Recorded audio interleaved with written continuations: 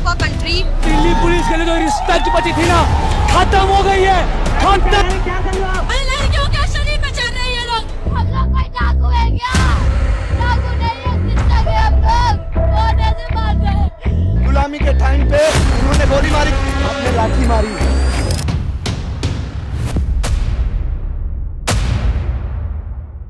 वहाँ जो लाठीचार्ज हुआ पुलिस का, जी क्या वो सही हुआ था? नहीं सर, दिल्ली पुलिस ने वहाँ 5 किलोमीटर के रेडियस में जैमर लगाया था। मतलब दिल्ली पुलिस इस चीज के लिए रेडी थी कि जनता आने वाली है, तभी जैमर लगाया कि अगर इस्तीफा हो जाएगा तो एकदम से ओवरनाइट एजुकेशन सिस्टम अच्छा हो जाएगा। इस्तीफा इसलिए ज़रूरी था कि जब इस्तीफा होगा तो जो अगला मिनिस्टर आएगा उसको पता रहेगा कि ये मुद्दों को लेकर बच्चों ने घेर लिया था,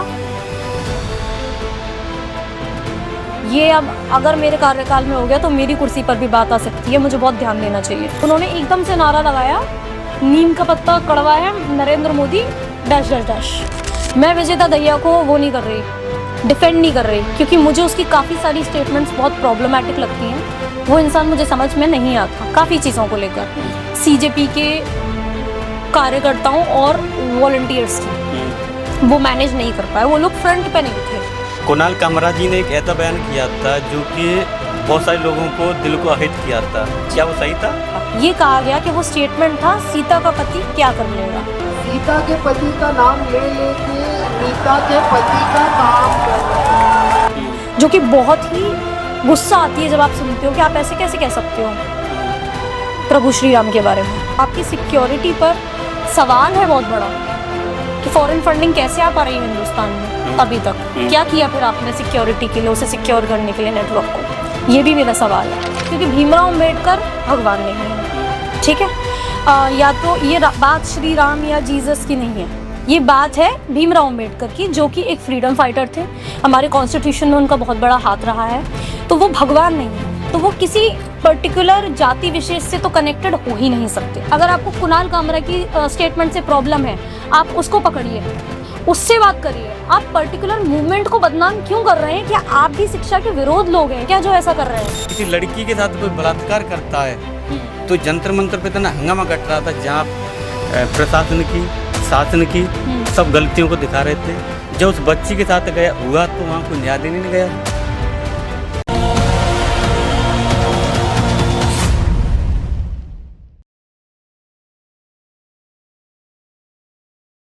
इस पॉडकास्ट में व्यक्त किए गए सभी विचार हमारे अतिथि के व्यक्तिगत विचार हैं। इस वीडियो का उद्देश्य केवल जानकारी, चर्चा और जन जागरूकता है। हमारा उद्देश्य किसी व्यक्ति, समाज, धर्म, जाति या संस्था की भावना को ठेस पहुंचाना नहीं है। कृपया इस वीडियो को अपनी समझ और विवेक के साथ देखें। तो आगे बढ़ने से पहले फंटास्टिक टॉक्स को सब्सक्राइब करें, लाइक करें, कमेंट करें और शेयर करें। Hello everyone, welcome to fantastic talks. आज का बहुत ही स्पेशल पॉडकास्ट आप सभी के लिए कॉकरोच जनता पार्टी के ऊपर।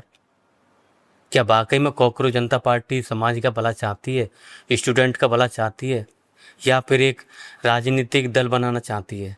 कॉकरोच जनता पार्टी के ऊपर कवर किया हुआ है, तो इस पॉडकास्ट को आप पूरा अंत तक जरूर देखें, आपको पता चलेगा कि क्या गलत है क्या सही है। तो आज के स्पेशल गेस्ट दीपिता उपाध्याय जी, स्वागत है। दिव्या जी, कैसे हैं आप? मैं अच्छी हूँ, एक बार फिर से बात करके बड़ा अच्छा लग रहा है। जी आपसे भी कि हम कुछ एक ऐसी मुद्दे बात करें जो कि अभी चल रहा था। कॉकरोच जनता पार्टी आई और 2-3 महीने उसने इतना पूरे देश में एक माहौल गर्म कर दिया जी। उसकी वजह से किसी को इस्तीफा भी देना पड़ा बहुत सारे लोगों को जान भी गंवानी पड़ी। ये बहुत गंभीर का विषय है जी। तो मैं आपसे, आप वहाँ जंतर मंतर पर गए भी थे जी, मैं आपसे जानना चाहूँगा कि कॉकरोच जनता पार्टी का उद्देश्य क्या था? सर, उद्देश्य की अगर बात की जाए तो किसी भी प्रोटेस्ट को शुरू करने का एक क्या बोलते हैं उसको, प्रोटोकॉल होता है। प्रोटोकॉल में आपको सबसे पहले प्रेस कॉन्फ्रेंस करनी होती है, और उस प्रेस कॉन्फ्रेंस में, ये मैंने पता किया था अभी रिसेंटली, क्योंकि अलग अलग शहरों में भी हो रहे थे ना प्रोटेस्ट, तो हम इलीगल तो कुछ नहीं करना चाहते थे, तो उस वक्त हमने पता किया था आपको पहले एक प्रेस कॉन्फ्रेंस करनी होती है, अपनी मांगे रखनी होती हैं कि अगर ये मांगे पूरी नहीं की गई तो हम धरने पर बैठेंगे। तो बेसिकली अगर देखा जाए तो इन्होंने भी वही किया था, सबसे पहले एक प्रेस कॉन्फ्रेंस की, उसमें अपनी मांगे रखी कि हमें धर्मेंद्र प्रधान जी का इस्तीफा चाहिए, हमें जिन बच्चों की जान गई पेपर लीक की वजह से उनके परिवार के लिए 1 करोड़ रुपए का मुआवजा चाहिए और एक आध उसमें कुछ और था। तो ऐसी इनकी कुछ मांगे थी, रिफॉर्म्स थे, मतलब एजुकेशन सिस्टम में पर्टिकुलर रिफॉर्म्स चाहिए। उस मांगों के बाद जब वो बात मतलब जो उन्होंने दिया होगा उसके बाद में वो धरने पे बैठ गए। वो धरने पर बैठे थे पहले, बाद में उन्हें सोनम वांगचुक जी ने ज्वाइन किया हंगर स्ट्राइक के रूप में। उससे पहले हंगर स्ट्राइक नहीं थी। वो हंगर स्ट्राइक होकर भी मेरे ख्याल से 20 या 21वां दिन था उनकी हंगर स्ट्राइक का, जिस दिन उनको वहां से उठा लिया गया। तो मेरा मतलब ये है कि आपने जो पूछा कि इसका उद्देश्य क्या था, इसका उद्देश्य था बेटर एजुकेशन सिस्टम, एक बेहतरीन एजुकेशन सिस्टम इंडिया के लिए। क्योंकि मेरा ऐसा मानना है कि रोटी कपड़े और मकान से भी ज्यादा जरूरी होती है शिक्षा। ऐसा मैं इसलिए कह रही हूँ क्योंकि एक अच्छी शिक्षा, एक बेटर एजुकेशन सिस्टम ना तो सिर्फ स्टूडेंट्स के लिए बेनिफिशियल है बल्कि पूरे देश के ओवरऑल विकास और डेवलपमेंट के लिए भी जरूरी है।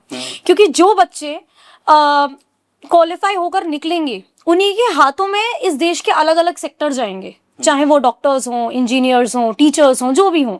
तो ये सारी चीजें एक तरीके से डेवलपमेंट और एजुकेशन इंटरकनेक्टेड है। कुणाल कामरा जी ने एक ऐसा बयान किया था जो कि बहुत सारे लोगों को दिल को हिट किया था, क्या वो सही था? सबसे पहली बात कि वो स्टेटमेंट क्या था, क्योंकि सोशल मीडिया पर मेरे कमेंट सेक्शन में और कई जगह ये कहा गया कि वो स्टेटमेंट था सीता का पति क्या कर लेगा, जो कि बहुत ही गुस्सा आती है जब आप सुनते हो कि आप ऐसे कैसे कह सकते हो प्रभु श्री राम के बारे में। पर वो स्टेटमेंट ये था ही नहीं, पहली बात। तो जो लोग इस बात पे भड़के हैं कि क्या कर लेगा, ऐसा बोला गया, सबसे पहले तो आप शांत हो जाओ, क्योंकि वो स्टेटमेंट ये नहीं था। अब स्टेटमेंट क्या था? स्टेटमेंट था कि वो बोला गया था अभी जो पावर में गवर्नमेंट है उस पर तंज कसते हुए कि ये लोग सीता के पति का नाम लेकर नीता के पति का फायदा कराते हैं, ऐसा करके कुछ। नीता के पति का काम कर रहे हैं, नीता के पति का काम कर रहे हैं, सीता के पति का नाम लेकर नीता के पति का काम कर रहे हैं। इसको मुझे ऐसा लगता है कि हम आर्टिस्टिक फ्रीडम मान सकते हैं। बहुत लोगों को अगर ये बुरा लग रहा है, आप कुणाल कामरा से डायरेक्ट आहत हो सकते हैं, लेकिन फिर मेरा सवाल ये है कि अगर आपको सिर्फ प्रॉब्लम इससे, लोगों ने बोला कि डायरेक्ट श्री राम का नाम क्यों नहीं लिया, वो राइम नहीं कर रहा होगा, राम और अंबानी नहीं राइम कर रहा होगा उसके लिए, इसलिए उन्होंने श्री राम का नाम नहीं लिया। वो नहीं चाहता होगा लीगल केस में फंसना डायरेक्ट अंबानी का नाम लेकर, शायद इसलिए उसने नाम नहीं लिया। उसने राइमिंग में इनडायरेक्टली अपनी बात रखने की कोशिश की। पर अगर इस बात का निचोड़ देखें तो क्या ये श्री राम के बारे में था? नहीं, ये था राजनीति के बारे में और किस तरीके से श्री राम के नाम को लेकर जनता को भड़काया जाता है, ये इसलिए था, पहली चीज। दूसरी चीज, लोगों को उसके बाद भी, ये जानने के बाद भी ये परेशानी हुई थी कि सीता माता या क्यों नहीं कहा। सबसे पहली बात, जब भी हम बोलते हैं जय सिया राम, जय सिया जी राम जी क्यों नहीं बोलते हम? वो एक बोलने का तरीका है, राम राम, जय सिया राम, जय श्री राम, तो हम क्यों नहीं लगा रहे जी? अब आप बोलोगे कि नहीं ये बात वो नहीं है, ये बात है कि आपने इज्जत से नहीं कहा। आप किसी के मन में झांक के नहीं देख सकते कि उसने इज्जत से कहा या नहीं कहा।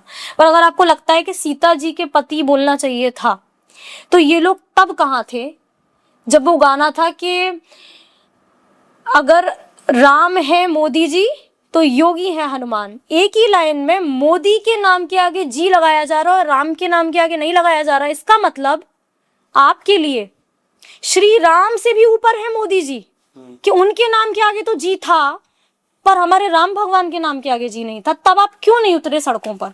तब आपको क्यों नहीं लगा ये एंटी हिंदू, और आपको क्यों लगता है कि ये पार्टी हिंदूवादी है?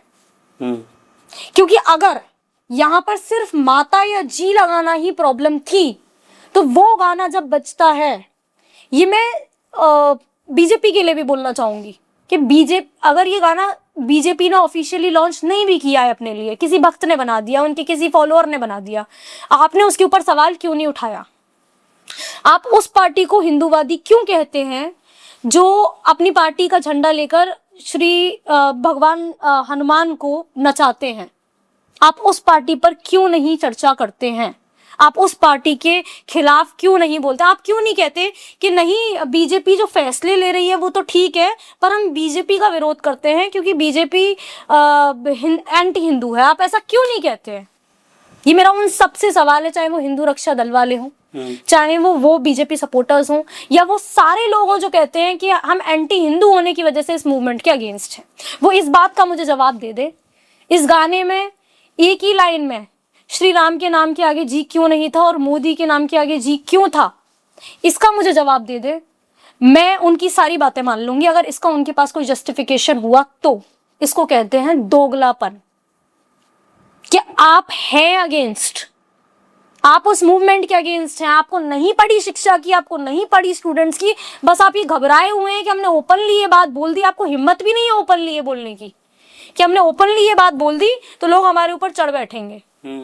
अगर कोई ऐसा है जो इस मूवमेंट के अगेंस्ट इसलिए था क्योंकि सीता माता नहीं कहा, और वो बीजेपी विरोधी भी इसीलिए है क्योंकि उन्होंने हनुमान जी को नचाया झंडा लेकर, तो उस इंसान से मैं बात करना चाहूंगी। दोगले लोगों से मैं नहीं बात करूंगी।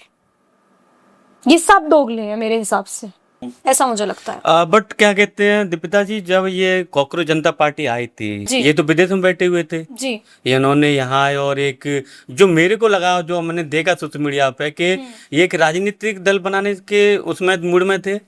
सर ये तो मुझे नहीं पता क्योंकि ऐसा उन्होंने अपने मुंह से कहीं अभी तक तो नहीं कहा जितना मैंने देखा है।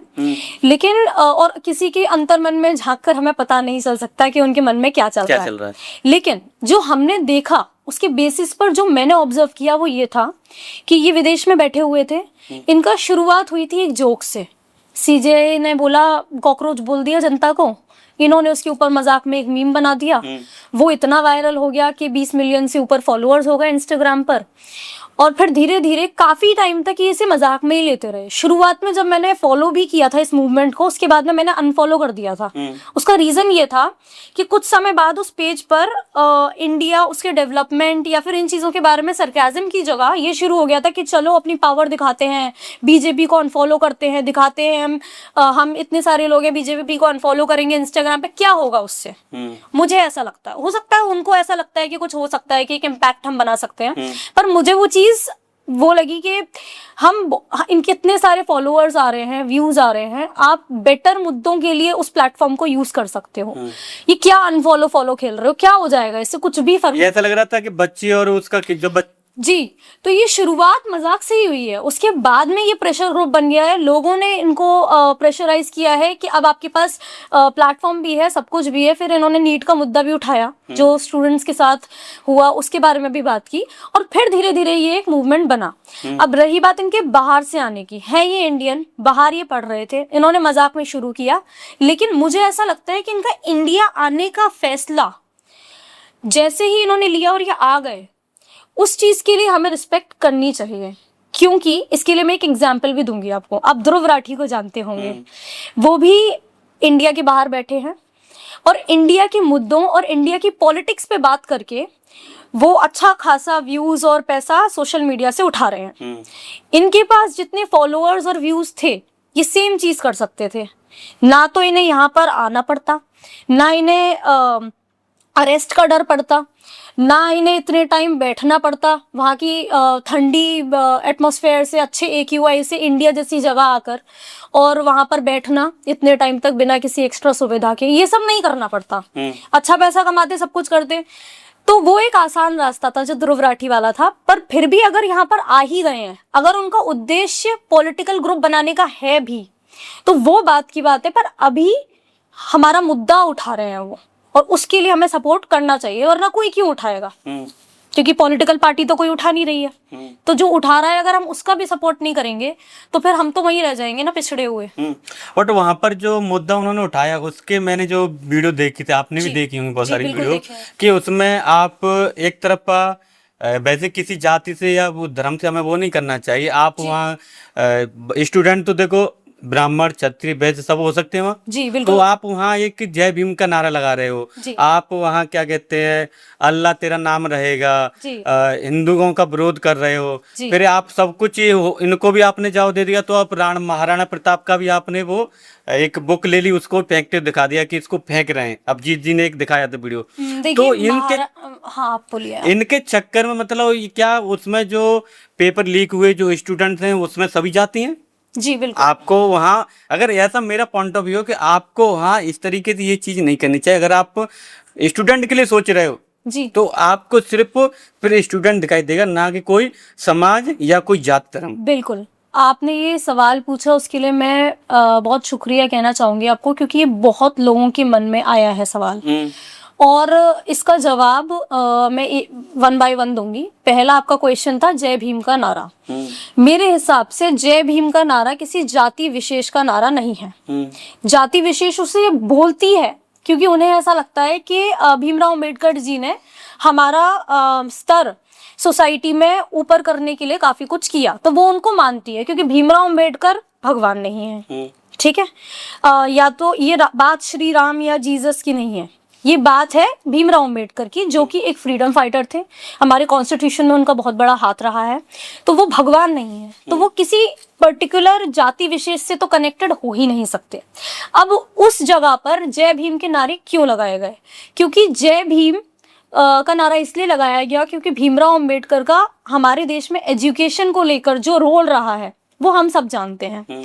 इसीलिए वो नारा वहां लगाया गया कि हम एक फ्रीडम फाइटर को उठाएं, जिनका हमारी कॉन्स्टिट्यूशन की वजह से ही तो हम वो प्रोटेस्ट कर पा रहे थे, वो हमें वो अधिकार देती है, और वही हमें एक अच्छी शिक्षा का भी अधिकार देती है, अकाउंटेबिलिटी का भी अधिकार देती है।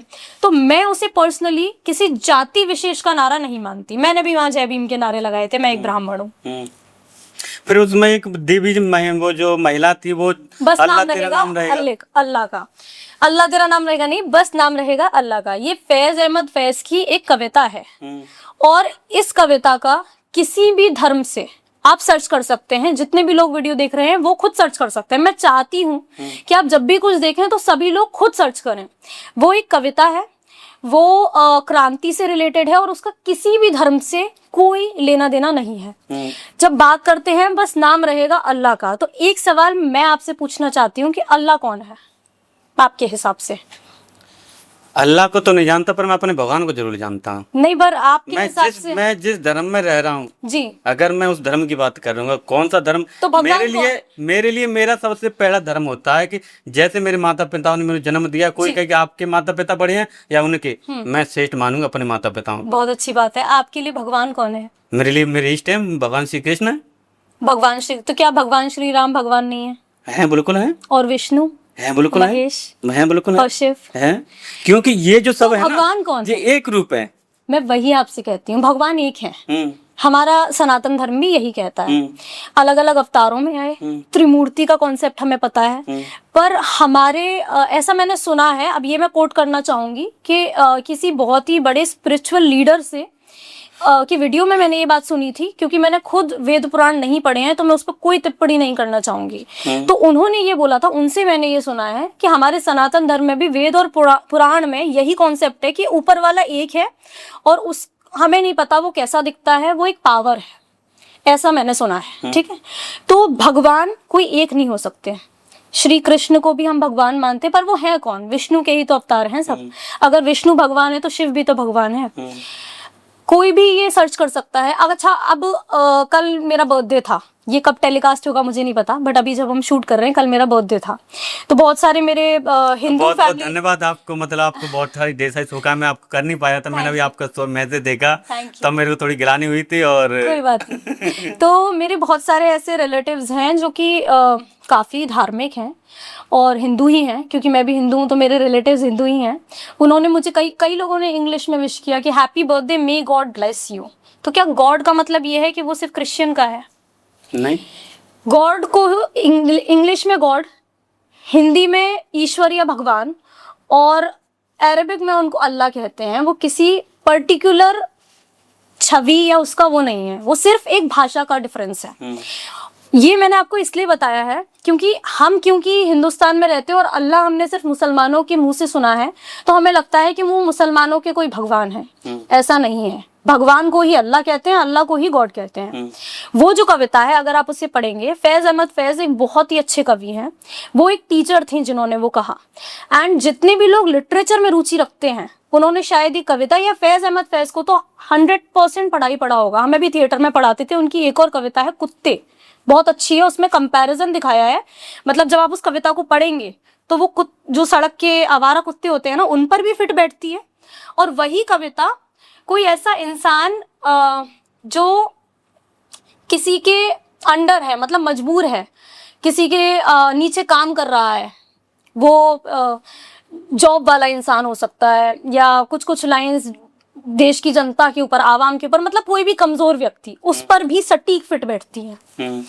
तो और मैं आपकी जानकारी के लिए एक और चीज बताना चाहूंगी कि मैंने कुछ समय पहले ही ये चीज देखी कि अटल बिहारी वाजपेयी जी फैज अहमद फैज जी से खुद मिलने भी गए थे। वो बहुत प्रभावित रहे होंगे उनसे, शायद तभी इसीलिए मिलने गए होंगे। तो उस कविता का किसी रिलीजन से कोई लेना देना नहीं है, पर क्योंकि हमने एक लाइन काटी कि बस नाम रहेगा अल्लाह का, उन्होंने गाया है और उस लाइन को इंटरनेट पर सर्कुलेट कर दिया। लोगों ने जरूरत नहीं समझी कि 2 मिनट निकालें और पता करें कि इसके पीछे का सच क्या है। वो एक 8-9 मिनट की लंबी कविता उन्होंने पढ़ी थी, उसका आप मतलब समझेंगे तो आपको समझ में आएगा कि वो क्रांति की बात कर रही हैं, वो बात ही नहीं कर रही किसी भगवान की।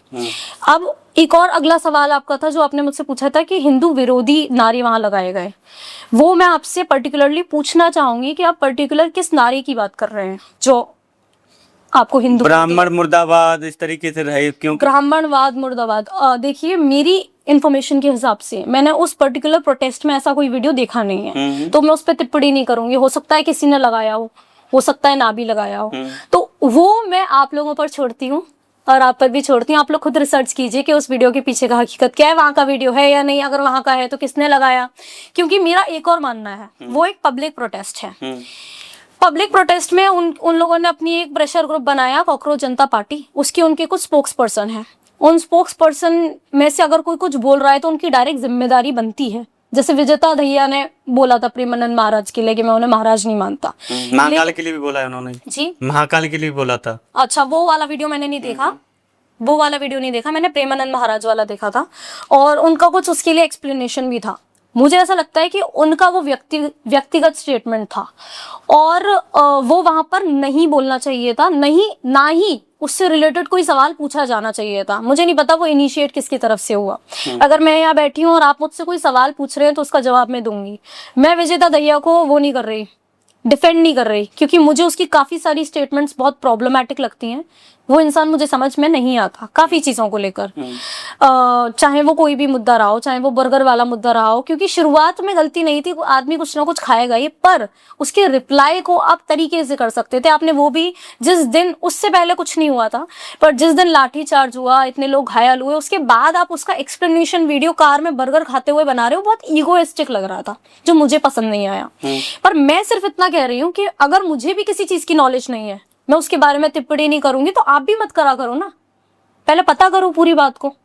ये मैं जनता से कह रही हूँ, आपसे नहीं कह रही, इधर देखा था मैंने इसलिए तो क्योंकि लोग ऐसा करते हैं, उन्होंने बस किसी एक, जैसे ही कोई इंसान आता है मेरे पास कमेंट सेक्शन में, जैसे अगर मैंने कुछ वीडियो बनाई सीजेपी के प्रोटेस्ट से रिलेटेड, कोई भी वीडियो बनाई, तो इसका मतलब ये थोड़ी ना हो जाता है कि उस प्रोटेस्ट में जो भी इंसान जो कुछ भी बोलेगा उसकी सफाइयां मैं क्यों दूंगी किसी की सफाई। मैं तो सिर्फ पर्टिकुलर पॉइंट ऑफ व्यू की बात करनी है। वो एक पब्लिक प्रोटेस्ट है, उस प्रोटेस्ट में कोई भी आ सकता है, सबके पास फ्रीडम ऑफ स्पीच है। अगर कोई कुछ बोल रहा है, आप उस इंसान को पकड़िए। अगर आपको कुणाल कामरा की स्टेटमेंट से प्रॉब्लम है, आप उसको पकड़िए, उससे बात करिए। आप पर्टिकुलर मूवमेंट को बदनाम क्यों कर रहे हैं? क्या आप भी शिक्षा के विरोध लोग हैं क्या जो ऐसा कर रहे हैं? या तो ये नहीं चाहते कि शिक्षा का पद बेहतर हो इंडिया में, फिर लोगों में बुद्धि आने लगेगी, फिर वो क्यों अनपढ़ लोगों को राजपाट संभालने के लिए देंगे? ये तो सोचने वाली बात है ना। तो शिक्षा को तो कोई भी, मुझे नहीं लगता ऐसा व्यक्ति जो खुद पढ़ा लिखा ना हो और वो किसी पद पे बैठा हो, मुझे नहीं लगता वो इतना कुछ बहुत ज्यादा शिक्षा को प्रमोट करना चाहेगा। मुंह से भले ही बोले, अंदर ही अंदर नहीं करना चाहेगा, क्योंकि वो समझ जाएगा कि जिस दिन शिक्षित हो गया भारत, सबसे पहले तो मेरी कुर्सी पे बात आएगी। ये लोग क्यों चाहेंगे कि हम पढ़े लिखे हैं और हमारा नेता अनपढ़ हो? तो ये मुझे ऐसा लगता है। सोनम वांगचुक को उन्होंने धरना दिया जी, उसमें मैंने वीडियो देखी और काफी चर्चित में रहे जी। उन्हीं की वजह से इतना ये लंबा चला भी था। बताते हैं कि कुछ फंड आता था विदेश से, बाहर से। आपका ये जो सवाल है ये already ministry of external affairs clear कर चुकी हैं ऑन स्टेज। जब धर्मेंद्र प्रधान ने इस्तीफा दिया उसके आसपास ही, उससे थोड़ा पहले या बाद में, उन्होंने क्लियर किया है आके कि हमारी इंटेलिजेंस ने सारी चीजें चेक की हैं और किसी फॉरेन फंडिंग का कोई सबूत नहीं मिला है। अब ये जो फॉरेन फंडिंग वाली बात थी, ये जितना मेरी नॉलेज में है, मैं कंफर्म तो नहीं कह सकती, नहीं, बट जितने लोगों से मैंने सुना ये मीडिया के थ्रू फैलाई गई, मेन स्ट्रीम मीडिया। मुझे ऐसा लगता है कि आज के बाद अगर मेरे से भी बहुत लोगों ने बोला कि आपको सीजेपी से फंडिंग आई है इसलिए आप वीडियो बना रहे हो, मैं यहाँ सिर्फ इतना कहना चाहती हूँ कि जितने लोगों को लगता है कि मुझे किसी भी पार्टी से, सीजेपी नहीं, सीजेपी, बीजेपी, कांग्रेस, कोई भी पार्टी से फंडिंग आई है और उसके लिए मैंने किसी पार्टी के ऊपर कुछ भी बनाया है, I challenge you to challenge this in court. आप मेरे ऊपर केस करिए, अगर वो लोग करेंगे चेक, अगर कुछ मिला तो मुझे उसकी सजा मिल जाएगी, अगर कुछ नहीं मिला तो आपके ऊपर फिर मानहानि का केस मैं ठोकूंगी, आप उसको करिए डिफेंड। विदाउट एनी प्रूफ लोग कैसे कह सकते हैं, मुझे ये समझ में नहीं आता। ये तो मेन स्ट्रीम मीडिया ने फैलाया है और खुद एक्सटर्नल अफेयर्स ने इस चीज़ को कंफर्म किया है कि कोई ऐसी फॉरेन फंडिंग नहीं आई है। लेकिन मुझे ऐसा लगता है कि अगर फॉरेन फंडिंग आ रही होती तो इस चीज़ के लिए जिस तरीके से क्लेम्स किए जाते हैं कि इंडिया को हमने बहुत सिक्योर बना दिया है और चारों तरफ से हमने सिक्योर बना दिया है, तो ये तो आपकी सिक्योरिटी पर सवाल है बहुत बड़ा कि फॉरेन फंडिंग कैसे आ पा रही है हिंदुस्तान में अभी तक। क्या किया फिर आपने सिक्योरिटी के लिए, उसे सिक्योर करने के लिए नेटवर्क को, ये भी मेरा सवाल है। अच्छा, जैसे नीट का पेपर लीक हुआ था जी, फिर उसको री एग्जाम भी करा दिया था जी, तो उसके बाद मुद्दा फिर बनता ही नहीं था, फिर क्यों ये इतना हंगामा हुआ था? मैं बताती हूँ सर। मेरे हिसाब से 2021 में धर्मेंद्र प्रधान जी एजुकेशन मिनिस्टर बने थे।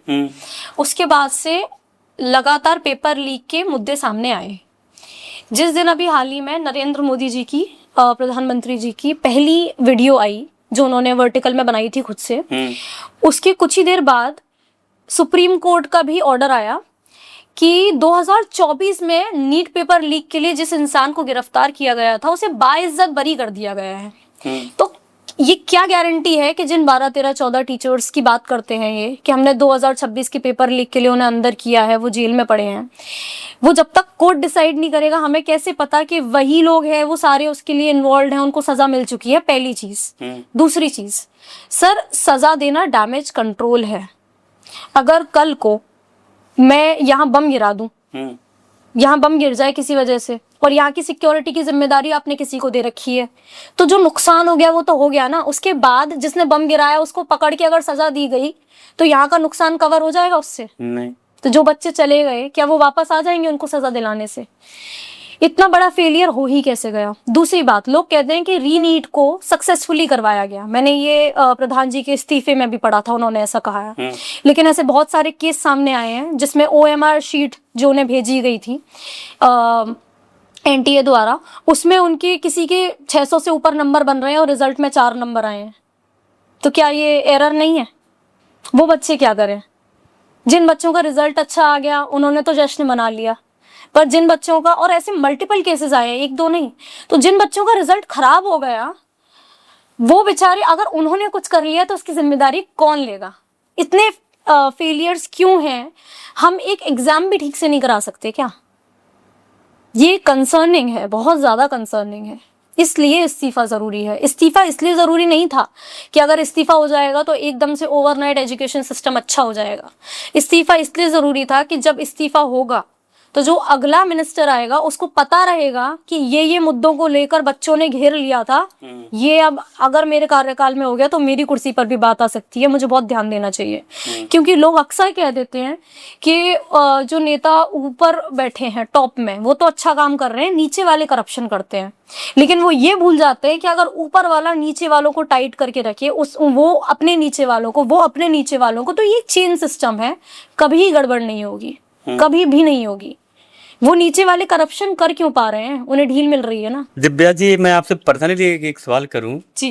पर्सनली हो सकता है, ये बहुत सारे लोगों का भी है जी, कि जब कोई किसी बच्ची के साथ कोई दुष्कर्म होता है, अभी जो केस हुआ था श्री गंगानगर में हुआ था, 32 लोगों ने किया, वो मेरी जैसे एक मनुष्य थे, तब इतना प्रोटेस्ट होता है, इतना हंगामा कर रहा था, जो कि वहाँ लड़कियां भी गई थी, गालियां गलौज कर रही हैं, अपने मुंह से गंदे सब, मतलब अपने जवानों को गंदा कर रही हैं। जब वो क्या कहते हैं किसी लड़की के साथ कोई बलात्कार करता है तो जंतर मंतर पे इतना हंगामा कर रहा था, जहाँ प्रशासन की, शासन की सब गलतियों को दिखा रहे थे। जब उस बच्ची के साथ गया हुआ तो वहाँ कोई न्याय देने नहीं गया। ऐसा क्यों होता है हमारे देश में? मैं देती हूँ इसका जवाब जी।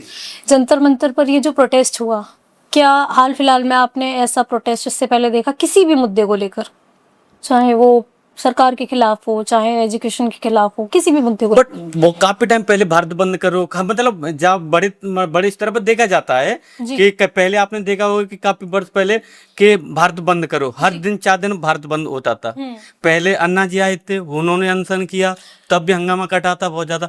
मेरा एक समाज को सुधारने का उद्देश्य है, ये मैं वो नहीं कह रहा। नहीं, आपका सवाल बहुत अच्छा है और ये बहुत लोगों को सोचना चाहिए। मुझे ऐसा लगता है इन दो मुद्दों को मैं मिक्स नहीं करना चाहूंगी। इनके जवाब मेरे लिए दोनों अलग अलग दूंगी मैं। अन्ना हजारे जी के टाइम की मैं बात नहीं करूंगी, तब मैं बहुत छोटी थी, मुझे नहीं पता उसका कुछ भी। मुझे आज भी शायद बहुत से लोग कमेंट में बोलते हैं कि आपको पॉलिटिक्स का पी भी नहीं पता, आप मत बोलो। नहीं, मुझे नहीं पता, आपको पता है, आप बोलो ना। आप अपना विचार रखो, सबको जुबान मिली है, सबको विचार देने के लिए रखने के लिए आजादी है, आप रखो, मैं रख रही हूँ। अगर मैंने कुछ बोला है आप उसका जवाब दो ना, मुझे लॉजिकली जवाब दो, रिप्लाई करो, मैं आपका रिप्लाई करूंगी। मुझे तो नहीं पता तब भी मैं बात कर रही हूँ आपके साथ में, अपना टाइम वेस्ट कर रही हूँ, आप क्यों नहीं करते? तो पहली चीज कि ये बहुत सच में खराब बात है कि इन चीजों के लिए उतने प्रोटेस्ट नहीं होते हैं। काफी लोग कैंडल मार्च भी निकालते हैं, ज्यादा से ज्यादा स्टेटस डाल देते हैं, पर इतना बड़ा कुछ नहीं होता। और ये भी शायद नहीं होता, एजुकेशन के लिए कोई प्रोटेस्ट नहीं करता। लोग प्रोटेस्ट करते हैं कि प्याज के दाम बढ़ गए, थोड़े कम कर दो। सच बात है ये प्रोटेस्ट भी बहुत लोगों ने ऐसा बोला कि हम सीजेपी का या दीपके का सपोर्ट नहीं करते, हम स्टूडेंट्स के साथ हैं।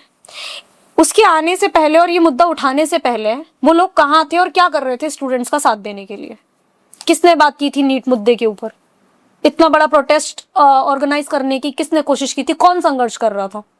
वो इंसान में बहुत सारी खामियां हैं, मुझे भी दिखती हैं बहुत सारी, शायद मैं आगे बताऊंगी भी आपको। लेकिन मुद्दा तो उसी ने शुरू किया ना, वो आ गया, उसने शुरू कर दिया। सोशल मीडिया की पावर थी, लोगों ने साथ दे दिया क्योंकि स्टूडेंट सारे आ गए वहां पे। यूथ इन चीजों में ज्यादा एक्टिव रहती है, मुझे ऐसा लगता है।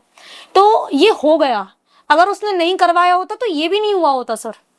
लेकिन मुझे ऐसा लगता है कि जिस तरीके से उन्होंने ये सफलतापूर्वक किया है, अब उम्मीदें हैं उनसे भी लोगों की, बहुत लोगों की नहीं होंगी जो जिन्हें लगता है कि इन्हें ये सब नहीं करना चाहिए था, पर जिन लोगों को लगता है कि करना चाहिए था, मेरी तो ये उम्मीद है कि इन चीजों के ऊपर भी इस तरीके से मास प्रोटेस्ट होना चाहिए। और सिर्फ दिल्ली मुंबई में नहीं, हर शहर में होना चाहिए। सड़कों पे जनता को आना पड़ेगा, तभी कुछ होगा। क्योंकि उसी तरीके से तो इस्तीफा हुआ, क्या उसी तरीके से हो सकता है रुक जाए सब कुछ? एक सोल्यूशन था पीएमजी का कि हम फास्ट कोर्ट्स बनाएंगे। फास्ट कोर्ट्स ऑलरेडी बने हुए हैं रेप केसेस के लिए। क्या रेप रुके? कम हुए? नहीं, उनको सजा नहीं मिली ना सही से। वही तो मैं कह रही हूँ कि एक तरीके से निर्भया कांड की आप बात ले लीजिए, कितनी सारी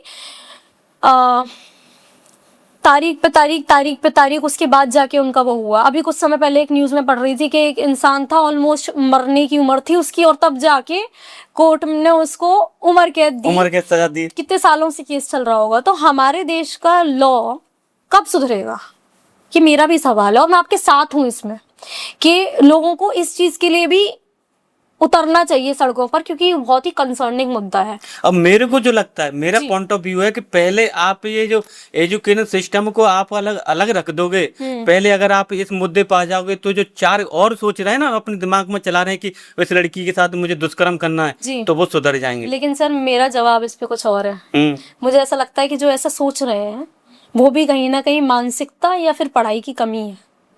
क्योंकि सबसे बड़ी बात है ऐसा नहीं है शिक्षित लोग ऐसा नहीं कर रहे हैं, शिक्षित तो कर ही रहे हैं। पर वही मेरा सवाल है कि मैं गई थी वहां जंतर मंतर का, मुझे इतनी भीड़ में, क्योंकि हमारे यहाँ आगरा में राम बारात बड़ी फेमस है, उसमें हमारे घर वाले हमको निकलने नहीं देते हैं कि कोई छेड़छाड़ हो जाएगी या कुछ हो जाएगा, और होता भी है ऐसा कई बार। अब हम तो हमारा इतना पवित्र वो है राम बारात, उसको लेकर भी मुद्दा नहीं बनाते हिंदू दल वाले कि हमारे ये जो इवेंट्स हो रहे हैं धार्मिक, इसमें अगर कोई भी छेड़खानी कर रहा है तो, अगर कोई छेड़खानी कर रहा है तो बगल वाला उसको कुछ कहेगा नहीं, पर जंतर मंतर पे जो मैंने फील किया, मुझे इतना सा भी as a woman insecure feel नहीं हुआ कि कोई एडवांटेज उठाएगा, कोई छेड़छाड़, या किसी ने भीड़ में भी अगर अब स्टैम्पीड लाइक सिचुएशन है, उसमें धक्का मुक्की हो रही है जैसे कुंभ में हो जाती है ना, तो उस सिचुएशन में तो धक्का लगेगा ही, नॉर्मल सी बात है। अगर ये शायद कोई होता वैसा पॉलिटिकल प्रोटेस्ट तो यूं और कह दिया जाता, कोई लड़की बोलती कि धक्का मुक्की हुई है मेरे साथ तो, कि तुम्हें पता था ना कि इतने लोग आने वाले हैं तो घर पे रहना चाहिए था। वहां पे ऐसा नहीं था सर, वहां पे लोग बहुत ज्यादा सपोर्टिव थे। अगर धक्का मुक्की में भी कोई अपनी जान बचाने के लिए भाग रहा है, तब भी किसी लड़की से टकरा गया, पहले सॉरी बोल रहा है, वो आपके लगी तो नहीं। बहुत सारी लड़कियों ने आके स्टेटमेंट्स दिए हैं कि ना जान ना पहचान, मेरे ऊपर लाठीचार्ज होने वाला था तो एक रैंडम लड़के ने आकर मुझे बचाया है और वो पिट गया उस चक्कर में मुझे बचाने के लिए। ऐसे बहुत लड़कियों ने दिया है।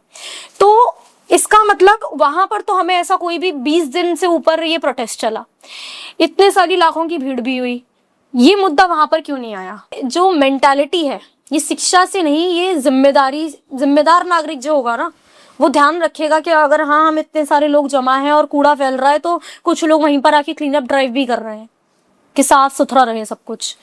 तो मुझे ऐसा लगता है कि जब शिक्षा प्रणाली में सच में सुधार आएगा, अभी अगर हम देखें कि हम बोलते हैं कि शिक्षित लोग भी बहुत करते हैं ऐसा, पर हमारी शिक्षा प्रणाली कैसी है?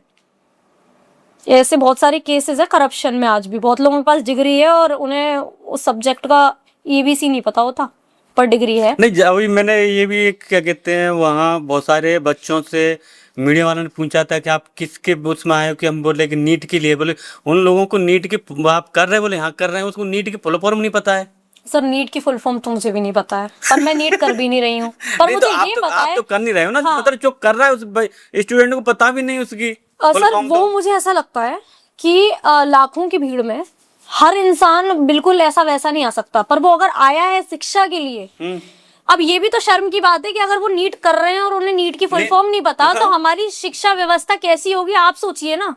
ये सवाल उन बच्चों पर नहीं उठना चाहिए, ये सवाल उठना चाहिए एजुकेशन सिस्टम पर, कि जो बच्चे नीट की व्यवस्था, नीट जैसे पेपर की तैयारी कर रहे हैं, उनको नीट की फुल फॉर्म नहीं मालूम।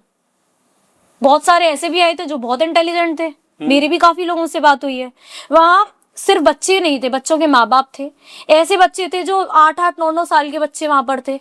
अब ये लोगों को लगता है कि सिर्फ नीट की बात है, ये नीट की बात नहीं है। नीट, CBSE, NCERT ऐसी बहुत सारी बॉडीज हैं जिनमें बहुत सारा करप्शन है, स्कैम्स हैं और काफी सारे फेलियर्स हैं इनके, जिनकी वजह से लोग परेशान हैं। आप खुद सोचिए कि अगर आज कोई लीडर उठकर आए, आपको कितना ही मैनिपुलेट कर ले, क्या आप उससे इतना मैनिपुलेट हो जाओगे, इतना माइंड वॉश हो जाओगे कि आप छोटे से बच्चे को लेकर लाखों की भीड़ में ये पता होने के बाद कि लाठीचार्ज हो रहा है चले जाओ? क्या हो जाओगे आप इतना माइंड वॉश? आप बताइए। नहीं ना।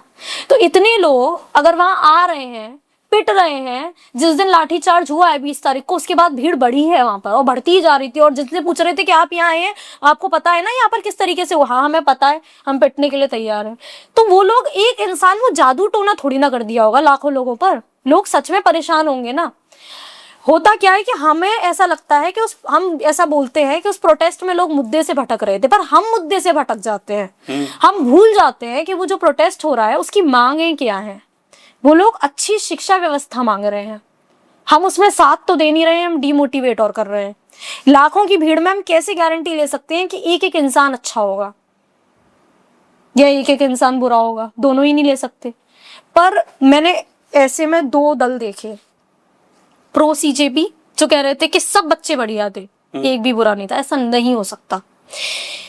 प्रो एंटी पार्टी जो कह रहे थे कि नहीं सारे बच्चे आतंकवादी हैं। अगर इतने सारे आतंकवादी आपके देश में है, वो भी दिल्ली यानी कैपिटल में, तो आपके डिफेंस मिनिस्टर पर सवाल उठते हैं, उनका इस्तीफा मांगो आप, कैसे आ गए, वो भी खुले में?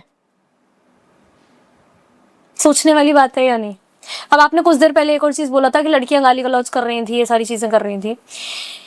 वहां पर वैसे ही मैंने बोला कि भीड़ की गारंटी नहीं ले सकती कि सब अच्छे होंगे, लेकिन एक बेनिफिट ऑफ डाउट दिया जा सकता है अगर सिचुएशन की बात है, क्या पता वो लड़कियां हो ही वैसी, क्या पता वो लड़कियां इतनी ज्यादा फ्रस्ट्रेट हो गई हो सिचुएशन से, क्योंकि वहां पुलिस वालों ने, मेल ऑफिसर्स ने लड़कियों को मारा है, लाठीचार्ज किया है, सर फोड़े हैं और बहुत ही गलत तरीके से छुआ भी है, कपड़े तक फाड़े हैं। उसके बाद में आप क्या चाहते हैं कि वो आप जनाब करके बात करेगी? नहीं, जो वो वीडियो देगी ना जी, बहुत एकदम हंसमुख में बोल रही है। अच्छा, वो मैंने पर्टिकुलर देखी नहीं, क्योंकि इतनी सारी वीडियोस आई हैं, ऐसा पॉसिबल ही नहीं है कि सब लोग सब कुछ देख लें। लेकिन एक चीज मैं जरूर कहना चाहूंगी कि हम जिस भी सोशल प्लेटफॉर्म को यूज करते हैं, चाहे वो इंस्टाग्राम हो, फेसबुक हो, वो हमें वो ज्यादा दिखाता है जो हम देखना चाहते हैं। क्यों? क्योंकि अगर हमारी मानसिकता किसी पर्टिकुलर चीज को, कोई है जिसे सीजेपी बिल्कुल पसंद नहीं है, नफरत है, ये कॉकरोच जनता पार्टी हिट लेके बैठे हैं वो घर पर, अब अगर आप उनकी बढ़ाई में वीडियो आती जाएंगी उनकी फीड पे, बंद करके रख देंगे क्या चल रहा है फालतू है, हम तो न्यूज चैनल देखेंगे, तो उनको अपना भी तो प्रॉफिट देखना है, उनको मतलब नहीं है, उनको आपके एल्गोरिदम पता है कि आप क्या किस चीज में इंटरेस्टेड हो, वो मॉनिटर होता है हर वक्त और उसके हिसाब से चीजें आपको दिखाई जाती हैं। ऐसे बहुत सारे लोग हैं जिनको ये पता ही नहीं है कि वहां पर क्या क्या हुआ है या फिर ये क्यों हो रहा है, या फिर उनको बस 2-4 रटी रटाई लाइन है जो वो बोल देते हैं। और मुझे ऐसा लगता है कि हमें दोनों साइड की चीजें पता होनी चाहिए। मैं कंटेंट क्रिएटर्स को भी इसी तरीके से फॉलो करती हूँ। प्रफुल्ल गर्ग के कंटेंट क्रिएटर हैं जिसको लोग राइटिस्ट मानते हैं, मैंने उनको भी फॉलो किया हुआ है। की क्रिएटर जिसको लोग लेफ्टिस्ट मानते हैं, ध्रुव राठी है, मैंने उनको भी फॉलो किया हुआ है। किसी भी मुद्दे पे इनकी कोई वीडियो आती है तो मैं इनके ऑपोजिशन वाले की जरूर देखती हूँ, जिससे माइंड में थोड़ी क्लैरिटी आए कि आखिर में बात क्या है। क्योंकि हर इंसान अपनी तरफ झुकाव रख के बात को बताता है, एक ही बात को हर कोई अलग अलग पर्सपेक्टिव दे सकता है, हमें वहां पर भटकना नहीं है। वहाँ जो लाठीचार्ज हुआ पुलिस का, जी, क्या वो सही हुआ था? नहीं सर, बिल्कुल भी सही नहीं हुआ था। लोगों का एक आर्ग्यूमेंट आता है कि जब आपको पता था कि 144, 163 लग गई है और इल्लीगल घोषित कर दिया है, पब्लिक एडवाइजरी जारी करके दिल्ली पुलिस ने प्रोटेस्ट को, तो आप लोग वहां क्यों गए? इसमें मैं सीजेपी की भी गलती बताऊंगी कई जगहों पर। मैं बताती हूँ कि मुझे पूरा मुद्दा क्या हुआ। 9 जुलाई वो पहला दिन था जब इन्होंने चलो संसद मार्च 20 तारीख को हमारी है उसका पहला वीडियो डाला। 9 तारीख से लेके 19 तारीख तक जो चीज प्रमोट हो रही है उसको 19 तारीख को आप इलीगल अगर घोषित कर रहे हैं, आप पहले कहाँ थे जब ये रोज प्रमोट कर रहे थे? पूरे इंडिया से आपको पता था कि बच्चे आ रहे हैं, लोग आ रहे हैं। आपको कैसे लग गया कि जनता एक बार सड़कों पर आ गई तो वो आपका इलीगल नोटिफिकेशन सुनकर घर लौट जाएगी? जनता नहीं संभलती किसी पे, इन पे भी नहीं संभल रही थी। वहां पर जो भी प्रॉब्लम्स हुई, मिसमैनेजमेंट हुई, उसमें पहली गलती थी सीजेपी के कार्यकर्ताओं और वॉलंटियर्स की। वो मैनेज नहीं कर पाए, वो लोग फ्रंट पे नहीं थे। जनता पहुंच गई थी लास्ट बैरिकेड तक। इनका ऐसा कहना था कि हमने मना किया था कि बैरिकेड्स मत तोड़ना जनता से, लेकिन आपने किसको मना किया था? सोशल मीडिया पे तो, क्योंकि मैंने तो अभी तक ऐसा कोई वीडियो नहीं देखा, अगर हो तो मुझे पता नहीं, आपने जंतर मंतर पे मना कर दिया होगा। कितने लोग आ गए थे जंतर मंतर पर? सड़कों पर भीड़ थी सर, उसी दिन सुबह भीड़ आई थी लाखों की। उनको कैसे पता कि बैरिकेड्स नहीं जंप करने, पहले पे ही रुक जाना है, जब तक ये खोलेंगे नहीं आगे नहीं जाना है, रूल्स मानते हुए चलना है। क्या लाखों लोगों की गारंटी आप ले सकते हो सिर्फ बोलकर, जब आप फ्रंट पे हो ही नहीं? तो आप अगर फ्रंट लाइन में उनके साथ चलते, वो लोग तो पहुंच गए थे वहां। मेरी बात हुई है, जो भीड़ सबसे पहले उधर पहुंची है ना, उसमें से किसी से मेरी बात हुई है, वो वहां पहुंच गए थे। और वहां पहुंचने के बाद कोई लीडर ही नहीं था। अगर अंदर से संसद से लोग आ भी जाते कि हाँ चलो क्या मांगे हैं, तुम्हारी बात करनी है, किससे बात करते? लीडर ही नहीं है, कौन जाता ज्ञापन देना? जनता का काम था सिर्फ संसद तक पहुंचना। मिसमैनेजमेंट और भी कारणों की वजह से हुई। दिल्ली पुलिस ने वहां 5 किलोमीटर के रेडियस में जैमर लगाया था। मतलब दिल्ली पुलिस इस चीज के लिए रेडी थी कि जनता आने वाली है, तभी जैमर लगाया गया था। इस चीज के लिए थी रेडी वो कि जनता आने वाली है, इसीलिए जगह जगह बैरिकेटिंग हुई थी, बसेस लगाई गई थी आड़ी करके कि लोग ना निकल पाए। तो क्या दिल्ली पुलिस अगर उसको लीगल कर देती इलीगल करने की जगह, तो मुझे ऐसा लगता है कि इतना पमाड़ा नहीं फैलता जितना फैला। इलीगल करके आपने बोल दिया कि इस बैरिकेड से आप इधर आप आए तो इलीगल है, लोग आए, आपने लाठी चार्ज किया। लेकिन अगर आप उसे लीगल करते, लोग आते वापस चले जाते, मुझे ऐसा लगता है। वहां कुछ बिगड़ता, आप तैयारी रखते अपनी पूरी लाठीचार्ज की, अगर वहां लोग व्यवस्था बिगाड़ते तो आप लाठीचार्ज करते। एक जनता से कोई जनता की साइड नहीं लेता कोई, पर आपने क्यों उसे लास्ट मोमेंट पे इलीगल किया, जब आपको पता था कि 9 तारीख से 10 दिन से इस चीज को मार्केट किया जा रहा है? या तो आप पहले ही कर देते कि भाई हम पहले से बता रहे हैं ये इलीगल है, जिस चीज को प्रमोट किया जा रहा है ऑनलाइन, हम इसके उसमें नहीं है समर्थन में, आप आ रहे हो तो आप रिस्क पे आइए, ये इलीगल है, आपको धर लिया जाएगा। वो क्यों नहीं किया गया? इसका मतलब प्लानिंग थी। वहां पर 20 तारीख को सुबह मार्च निकलनी है, 20 तारीख को सुबह 2 बजे 4 बजे लोग वीडियो बना के डाल रहे हैं कि इतना बड़ा डंपर है जिसमें पत्थर ही पत्थर भरे हुए हैं। वो डंपर इतने हाई सिक्योरिटी जोन में कोई इंसान तो नहीं ला सकता, आया वो पुलिस के द्वारा ही है। क्यों प्लांट किया? आप क्यों लाए पत्थर वहां पर हाई सिक्योरिटी जोन में, जिससे कि आप लोगों को बदनाम कर सके कि उन्होंने पत्थरबाजी की है? क्यों आए वहां पत्थर? वहां पर टूटी फूटी हालत में प्रोटेस्ट के कई घंटों पहले एक वैन क्यों प्लांट की गई? दिखाने के लिए कि लोगों ने इस तरीके से गाड़ियों को तोड़ा है। और ऐसा नहीं है कि लोगों ने तोड़ा नहीं है गाड़ियों को, पर हमें ये नहीं पता कि वो आम जनता है या पुलिस कर्मचारी है, किस कर्मचारी है सिविल में, ये इनके लोग हैं सिविल में। पर अगर जनता है भी तो मैं वही कहूंगी ना कि सबकी एक सी मानसिकता नहीं होती। मैंने बहुत सारी वीडियो देखी है जिसमें इंसान का सर फूट गया है, उसके बाद भी वो हाथ नहीं चला रहा है, खून बह रहा है, पट्टी बंधी हुई है, फिर भी पुलिस मार रही है, बोल रहा है मैं यहीं से हिलूंगा नहीं, मैं मर जाऊंगा लेकिन मैं यहाँ से नहीं हिलूंगा, पर हाथ भी नहीं उठाऊंगा। वो वीडियोस भी देखी है मैंने। पर क्या आप सबसे ये उम्मीद रख सकते हैं?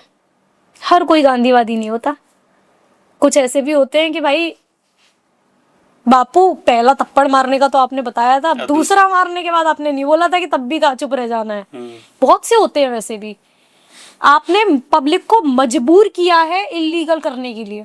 सर मुझे ऐसा लगता है दिल्ली पुलिस द्वारा ये और बहुत अच्छी तरीके से मैनेज किया जा सकता था, शेड्यूल किया जा सकता था, उन्होंने नहीं किया। उसके बाद आप 100% जनता की जिम्मेदारी नहीं ले सकते। रही बची कसर जैमर ने पूरी की, और बाकी तो फिर लीडर्स का प्रेजेंट ना होना तो एक बहुत बड़ा फेलियर था ही, जिसकी वजह से ये सब कुछ हुआ। लेकिन उसके लिए ये कह देना कि जनता ने उपद्रव मचाया बिना किसी वजह के, ये गलत होगा, क्योंकि मैं थी वहां। आप बीप करिएगा, मैं बताती हूँ। हम लोग नारे लगाते हुए जा रहे थे 20 तारीख को मार्च में। बगल में 2 लड़के थे, उन्होंने एकदम से नारा लगाया, नीम का पत्ता कड़वा है, Narendra Modi dash dash dash. आसपास के सबने उसको ऐसे चुप कराया कि भाई या तो चुप हो जाए या तो जा यहाँ से, यहाँ बदनाम मत कर। तो अगर लोग रोक रहे हैं, लोग तो रोक रहे हैं ना। अब उसी वीडियो बनाकर मैं डाल दूंगी यहाँ पर ऐसे नारे लगे, पर लोगों ने रोका, वो किसने बताया? हम कैसे सबकी जुबान रोक सकते हैं? हमें क्या पता कौन कैसी मेंटालिटी का आया है वहां पर। पब्लिक प्रोटेस्ट है वो, प्राइवेट पार्टी तो है नहीं। तो ये मेरा एक पॉइंट ऑफ व्यू है जो जिसके बारे में मुझे लगता है सबको सोचना चाहिए। अनदर थिंग, वो लाठीचार्ज इसलिए भी गलत था क्योंकि वो लाठीचार्ज अनलॉफुल तरीके से किया गया था। पब्लिक अगर रूल तोड़ रही है और वो इलीगल है तो आप उसे डिटेन करिए, अरेस्ट करिए। अगर आपको दिख रहा है कि कोई उपद्रव मचा रहा है, गाड़ियां फोड़ रहा है, पत्थरबाजी कर रहा है, आप उसको तुरंत अरेस्ट करिए। आप मासूम पब्लिक को क्यों मार रहे हैं, वो भी अनलॉफुल तरीके से? लाठीचार्ज के नियम होते हैं कि वो कमर से नीचे किया जाता है। आप बच्चों के सर फोड़ रहे हो, आप 12 साल के बच्चे का सर फोड़ रहे हो, आप औरतों का सर फोड़ रहे हो मेल ऑफिसर होकर। और सर फोड़ना तो किसी भी आदमियों का भी अलाउड नहीं है। कमर से नीचे लाठीचार्ज इसलिए किया जाता है कि मिनिमम फोर्स से आप बस भीड़ भगाओ, डराने के लिए, पब्लिक डरे कि हम पिटे और भाग जाए, खाली कर दे, इसलिए की जाता है लाठीचार्ज। और आरएएफ के चीफ ने ये खुद अभी रिसेंटली माना है कि हमने एक्सेसिव फोर्स का यूज किया था। वहां से पता नहीं कौन सी गन्स होती है, रबर गन्स होती है, ना कौन सी होती है, वो भी यूज की गई है। वो बहुत लोग, किसी की आंख चली गई है, आप हॉस्पिटल की देखिए वीडियोस, किसी ने अपनी आंख खो दी है पूरी जिंदगी के लिए। वो क्यों आया था? बेहतर शिक्षा के लिए आया था और उसकी आंख चली गई। ये कीमत है।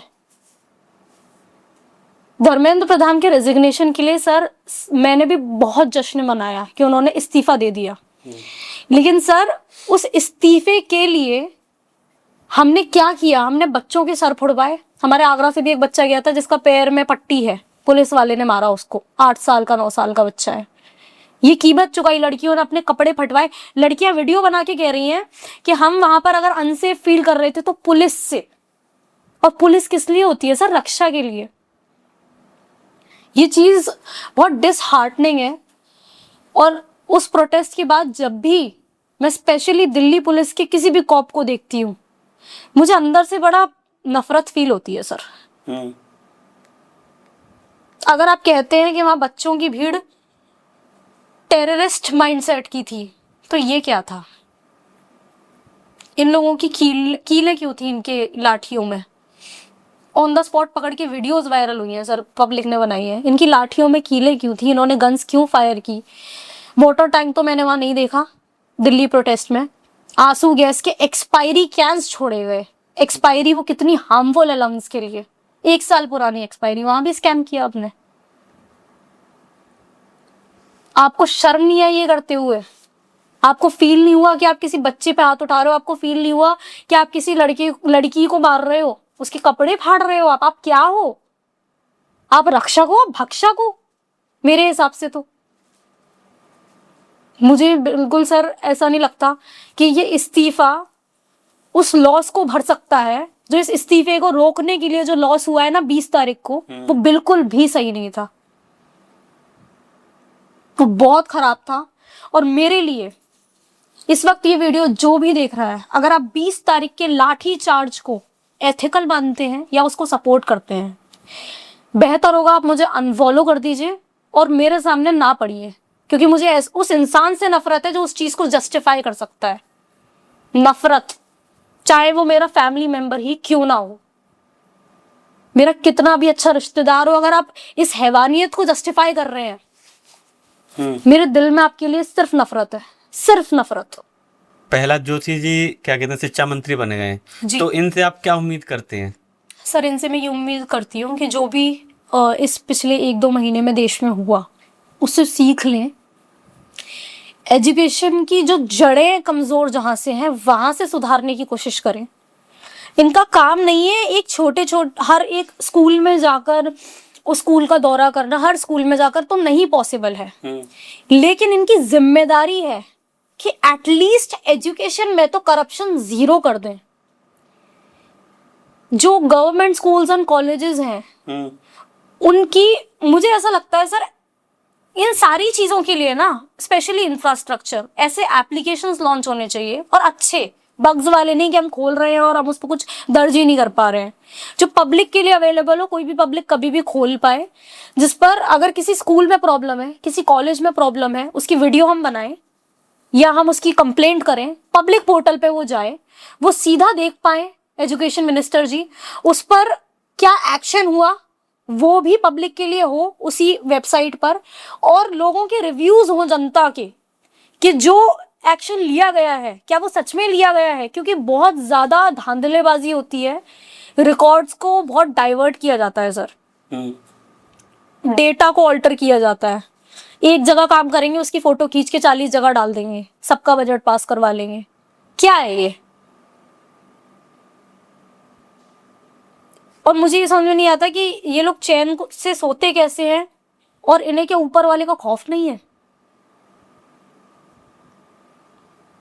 मुझे बहुत नफरत है करप्शन से सर। इंडिया के अंदर पूरी इंडिया की गारंटी तो मैं नहीं ले सकती, पर मेरे शहर में बिना रिश्वत दिए लाइसेंस बनवाना भी बहुत बड़ा टास्क है। प्रधानमंत्री जी बोलते हैं कि डिजिटल भारत है, अब हमारे पास एक सुविधा है, डिजिटल हम लाइसेंस बनवा सकते हैं घर बैठे, हमें कहीं जाने की जरूरत होती है। साइबर कैफेज की अब हमें उतनी जरूरत पड़ती नहीं है, हम फॉर्म्स भी खुद ही भर लेते हैं। सर वो वेरिफिकेशन ही नहीं होती। आप लर्नर लाइसेंस के लिए स्टॉल ऐप पे लगे रहो, वो वेरीफाई ही नहीं कर रहा है, वो डाउन पड़ा है। और आप बाहर जाओ तो लोग बोल रहे हैं लाओ 2000 रुपए दो, हम बना के दे देंगे लाइसेंस, आना भी नहीं पड़ेगा टेस्ट देने। क्या है ये? जब लाइसेंस में है ये, तो क्या पता कितनों की डिग्री फर्जी है। सर मुझे ऐसा लगता है कि ऐसा मैंडेटरी रूल कर देना चाहिए कि अगर आप किसी भी तरीके के सरकारी कर्मचारी हैं, चाहे आप पीएम हो, सीएम हो, एजुकेशन मिनिस्टर हो, एंड स्पेशली एजुकेशन रिलेटेड सारे कर्मचारी, चाहे वो सरकारी टीचर्स हो, पीयून हो, कोई भी हो, सरकारी जॉब वाला हर व्यक्ति, आईएएस, पीसीएस, सबको ये रूल होना चाहिए कि वो अपने फैमिली में किसी भी बच्चे को प्राइवेट में नहीं पढ़ा सकता। जिस दिन ये रूल हो गया, करप्शन खत्म कर देंगे ये अपने आप लो मत सरकारी नौकरी भले ही, पर अगर आपको सरकारी नौकरी लेनी है तो सिर्फ आपके ही नहीं, आपकी फैमिली का हर बच्चा आपकी ब्लड लाइन में सरकारी स्कूल या सरकारी कॉलेज में ही पढ़ेगा। उसको अलाउड ही नहीं होना चाहिए किसी प्राइवेट इंस्टीट्यूशन में या फिर विदेश जाके पढ़ाई करना। क्योंकि अगर आप अपने बच्चों को, अगर धर्मेंद्र प्रधान जी एजुकेशन मिनिस्टर हैं, उन्हें लगता है कि वो बहुत अच्छे से अपना काम कर रहे हैं, और अगर उनकी बेटी बाहर पढ़ रही है तो इसका मतलब उन्हें बाहर की शिक्षा बेटर लगी होगी इंडिया से। आप इसको बेटर कब बनाएंगे बाकी बच्चों के लिए? वो ये स्टेटमेंट देते हैं कि प्रेसिडेंट की बेटी और काम करने वाली की बेटी, काम वाली की बेटी, दोनों की फीस स्ट्रक्चर सेम तो नहीं होना चाहिए ना, ऐसा बोलते हैं। और वो जो एंकर थी वो हामी भी मिला रहे थे। तो मेरा ऐसा मानना है कि हाँ बिल्कुल ठीक कह रहे हैं वो, कि पीएम की बेटी, पीएम का बच्चा और एक काम वाली का बच्चा, दोनों का फीस स्ट्रक्चर सेम नहीं होना चाहिए, लेकिन जो उन्हें शिक्षा मिल रही है वो सेम होनी चाहिए। शिक्षा का अधिकार सबका है, हर एक व्यक्ति का है, तभी आपका देश बनेगा विश्वगुरु, जो आप कहते हैं कि बन चुका है। पर वो बहुत ऊपर पहुंचेगा, विकास तभी होगा, कोई भी सेक्टर हो, जब शिक्षा व्यवस्था अच्छी होगी। और मैं ये लिखित में कह सकती हूँ कि सिर्फ डिग्री की बात नहीं कर रही, अगर शिक्षा व्यवस्था अच्छी हो गई तो बहुत सारे क्राइम अपने आप ही कम हो जाएंगे, इंक्लूडिंग रेप जैसे सीरियस क्राइम्स। लेकिन हाँ, उनके लिए एक बहुत ज्यादा स्ट्रॉन्ग लॉ अभी भी इस देश में इम्प्लीमेंट नहीं करता है, ऐसा मुझे लगता है। जंतर मंतर पे इतना ये चल रहा था, ये तो बच्चों का था, पर उसके बाद 20 तारीख के बाद में जब इतना हंगामा हुआ, उसके बाद में जो बाहरी दल थे वो ही पहुंचे, जैसे राहुल गांधी जी भी और भी पहुंचे थे। क्या उनका पहुंचना उचित था? सर उचित अनुचित तो नहीं पता, पर ऑपोजिशन का काम होता है कि जो पार्टी पावर में है, अगर उस जनता को उस पार्टी से कोई शिकायतें हैं और वो पार्टी तक नहीं पहुंचा पा रही है, तो वो खुद ब खुद तो नहीं जाएगी योगी जी, मोदी जी या किसी के भी पास। तो ऑपोजिशन का काम होता है जनता की परेशानियों को रखना, उसका मुद्दा रखना और पहुंचाना कि जनता को ये परेशानी है। लेकिन इस देश में ऑपोजिशन को एंटी नेशनल दिखाया जाता है कई बार कि ये तो हमारे विकास के विरोध है, ये तो अपनी रोटियां सेकने आए हैं। अब उनका काम ही ऐसा है, अगर कोई अभिनेता है वो सच में भी रोएगा तो बोलेंगे कि ये तो नाटक कर रहा है। ऐसे ही नेता वो किसी भी मुद्दे पे बात करेगा तो वो यही लगेगा कि वो अपने वोट बैंक के लिए गया है, जो कि काफी हद तक सच भी है। मुझे शिकायत इन लोगों से इस बात पर नहीं है कि ये वहां पहुंचे। जब राहुल गांधी जी पहुंचे पीएम रेजिडेंस के बाहर, तो एक बहुत बड़े नेता को उनसे बात करने के लिए भेजा गया, जबकि महीने भर तक ये स्टूडेंट्स वहां बैठे रहे और वहां इनसे बात करने के लिए कोई नहीं गया। तो ये कहीं ना कहीं पावर तो ऑपोजिशन के पास थी। मुझे शिकायत ऑपोजिशन से ये है कि जब इन बच्चों ने शुरुआत की थी तब आप कहाँ थे? पर अब जब ये प्रोटेस्ट इतना बड़ा बन गया कि लाखों तक पहुंच गया और आपको दिखने लगा कि अब तो ये पॉपुलर हो चुका है, तब आप उनके सपोर्ट में पहुंचे। अगर शुरू से आपने प्रोटेस्ट में सपोर्ट किया होता तो शायद इतने दिन का संघर्ष ना हुआ होता, और हो सकता है 20 तारीख को जो हुआ वो भी नहीं हुआ होता। दिव्यता जी, मैं अगर आपसे पूछूं कि मैं आपको शिक्षा मंत्री एज ए पद पे देखता हूं, तो सबसे पहला बदलाव आप क्या करेंगे स्टूडेंट्स के लिए या देश के लिए?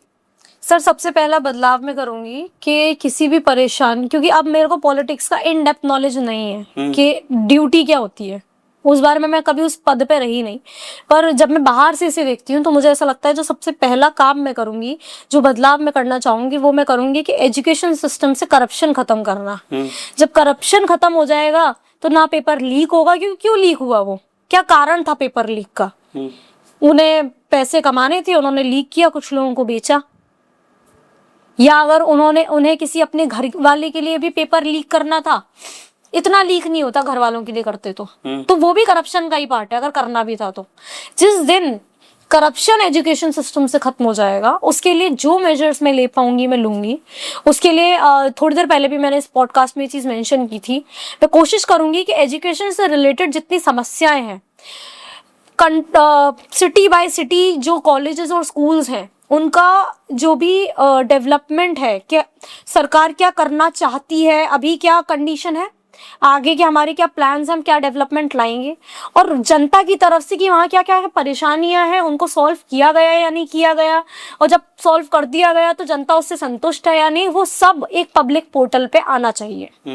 जिस दिन वो आ गया उस दिन अपने आप ही प्रेशर क्रिएट होगा कि भाई अब तो हमारे ही पब्लिक पोर्टल पे सब कुछ पड़ा है कि हमारे कौन से कॉलेज में क्या कमी है, उसमें क्या सुधार आया और उससे जनता कितनी संतुष्ट है।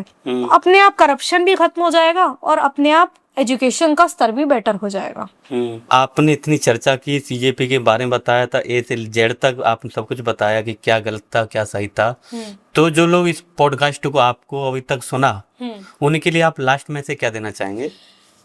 इस पूरे पॉडकास्ट का जो मुझे लगता है, मैं बिल्कुल एक लास्ट मैसेज और सबसे इम्पोर्टेंट मैं मानती हूँ, वो मैसेज मैं ये देना चाहूँगी कि आप किसी भी पर्टिकुलर पार्टी को इतना सपोर्ट मत करिए कि आप उनकी गलतियों को भी डिफेंड करने लगें।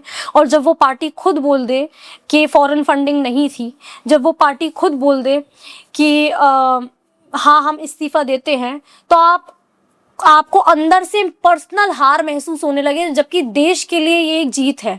आपको पर्सनली हार फील होने लगे क्योंकि आपने उस पार्टी को इतना डिफेंड कर दिया था, पहली चीज। और दूसरी चीज, आप कभी भी इंटरनेट पर कोई भी वीडियो देखें, नो मैटर व्हाट, अगर वो वीडियो कुछ भी ऐसा दावा कर रही है, आपको कुछ दिख रहा है, आंखों से कुछ हो रहा है, आप प्लीज पता करिए वो वीडियो कब का है, कहाँ का है और उसका कॉन्टेक्स्ट क्या है। क्योंकि इस दौरान भी कई ऐसे वीडियोज वायरल किए गए जो पुराने थे, कोई 2020 का, 21 का, 22 का, 23 का, 24 का, और बोला गया कि ये 20 तारीख के दिल्ली के वीडियोस हैं। तो इन चीज़ों में मत फंसिए। मिस इन्फॉर्मेशन इंटरनेट पे बहुत सारी है, उससे बच के इंटेलिजेंटली अगर आपको एक अच्छा नागरिक बनना है जिसकी लोग इज्जत करें और वो ये ना सोचे कि अरे यार ये आ गया इसके मुंह कौन लगे, तो आप प्लीज खुद से सारी चीज़ों की पुष्टि करें, और अगर नहीं है इतना समय तो उस मुद्दे पर ना बोलें। इस पॉडकास्ट में आपने दिव्यता जी की बहुत सारी बातों से आप सहमत होंगे, बहुत सारी बातों से नहीं सहमत होंगे। तो ये देखो अपना अपना विवेक है, उन्होंने अपने विचार रखे हैं। तो मिलेंगे किसी दूसरे पॉडकास्ट में, जब तक के लिए हरे कृष्णा, राधे राधे। राधे राधे।